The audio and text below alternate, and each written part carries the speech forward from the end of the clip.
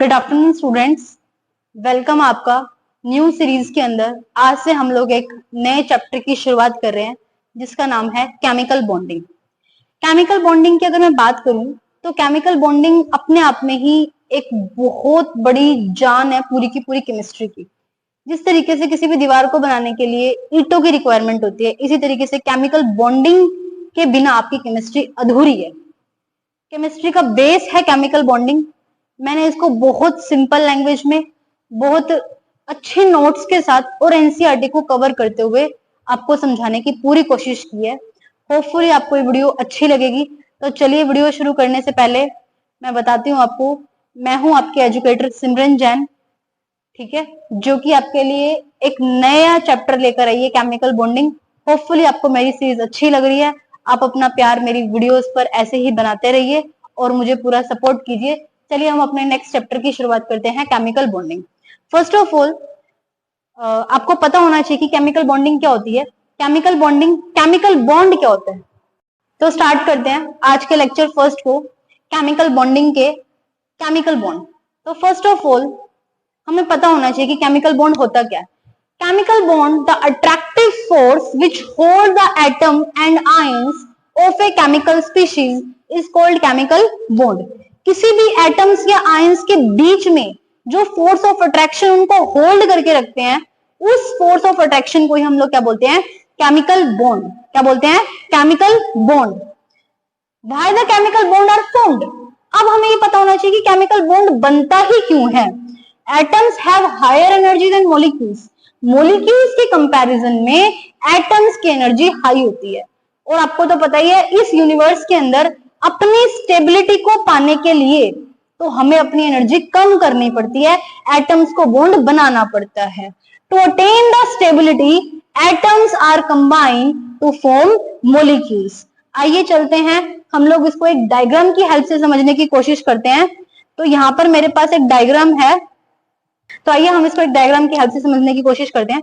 ये मेरे पास कोई एटम 1 है और यहाँ पर मेरे पास एक एटम 2 है। बीच में इनका न्यूक्लियस प्रेजेंट है। ये पॉजिटिव साइन न्यूक्लियस को रिप्रेजेंट करता है और हर एटम के अंदर दो दो इलेक्ट्रॉन मैंने लिए हैं। 2 इलेक्ट्रॉन यहाँ पर लिए और 2 इलेक्ट्रॉन यहाँ पर लिए।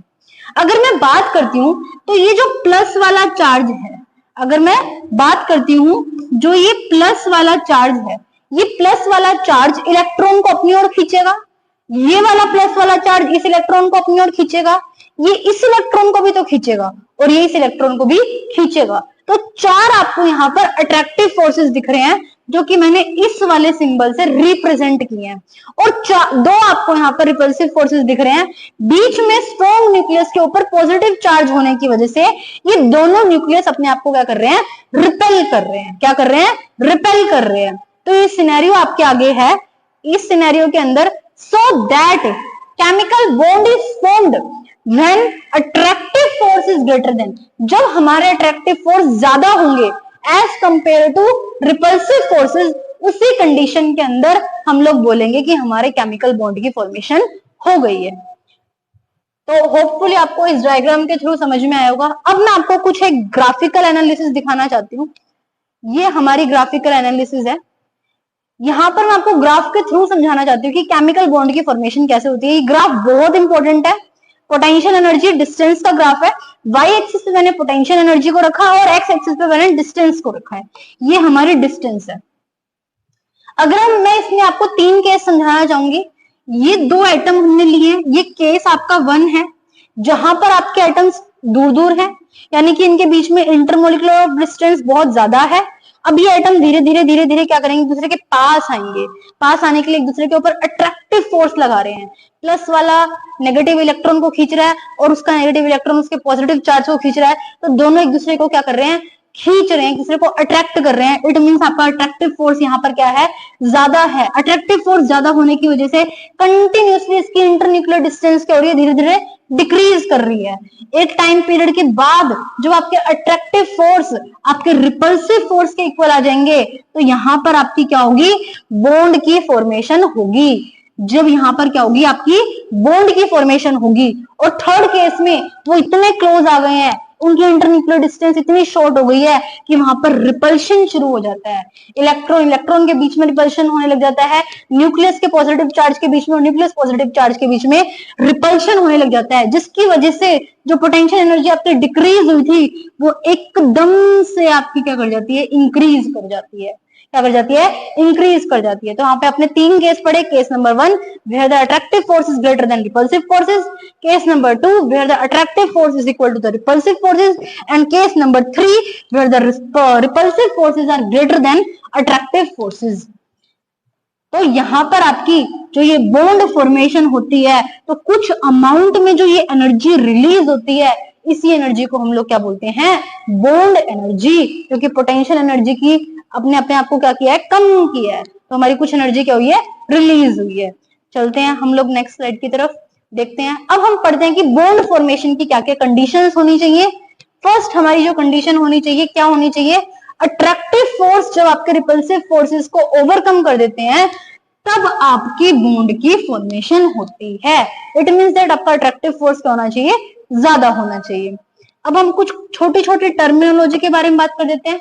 लाइक बॉन्ड लेंथ क्या होती है, द मिनिमम इंटरन्यूक्लियर डिस्टेंसेस, दो एटम के बीच में सबसे छोटी डिस्टेंस, न्यूक्लियस की डिस्टेंस को हम लोग क्या कहेंगे, बॉन्ड लेंथ। क्या कहेंगे, बॉन्ड लेंथ। जैसे कि यहाँ पर एक एटम ये है, एक एटम ये है, इसका न्यूक्लियस यहाँ पर मैंने बनाया ये, इन दोनों के बीच की जो डिस्टेंस होगी दो न्यूक्लियस के बीच की, उसी को हम लोग क्या कहेंगे, बॉन्ड लेंथ। अगर हम बात करते हैं bond energy, the energy release during a bond formation, this energy is known as bond energy. ऐसी एनर्जी को हम लोग क्या कहेंगे, बॉन्ड एनर्जी। आइए हम पढ़ते हैं नेक्स्ट स्लाइड की तरफ।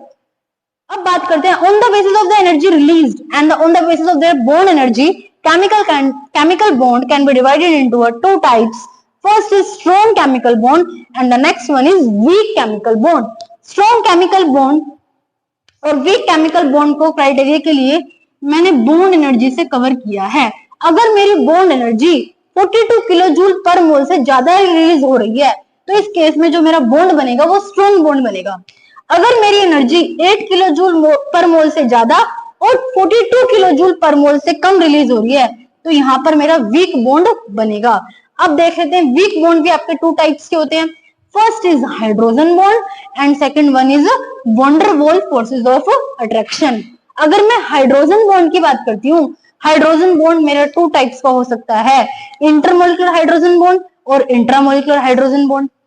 और वैन डर वाल्स फोर्सेस की बात करने से पहले मैं एक बार बॉन्ड एनर्जी के बारे में बता देती हूँ। अगर बॉन्ड एनर्जी आपकी 8 किलो जूल पर मोल से ज्यादा और 42 किलो जूल पर मोल से कम रिलीज होती है, तो वहां पर आपका हाइड्रोजन बॉन्ड बनता है।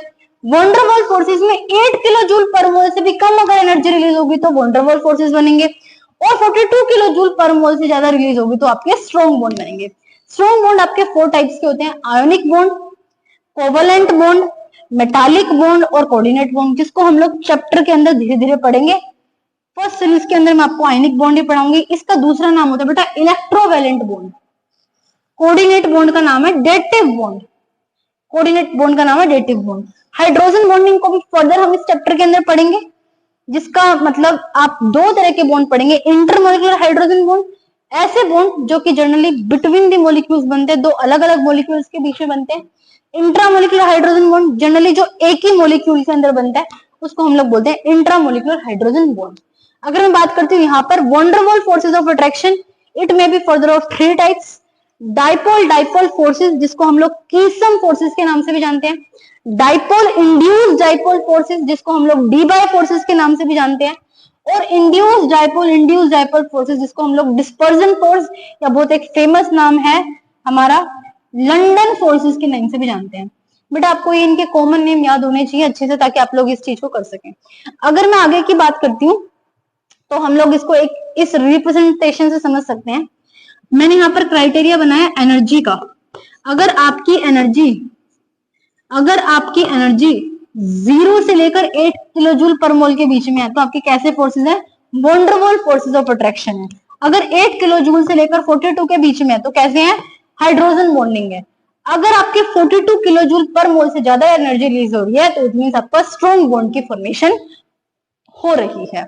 अगर मैं बात करती हूँ तो आपको एक हैशटैग मार के नोट डाउन करना है कि जो ion dipole, ion induce dipole हैं, वो कभी भी वोंडरवॉल फोर्स के अंदर कंसिडर नहीं होते।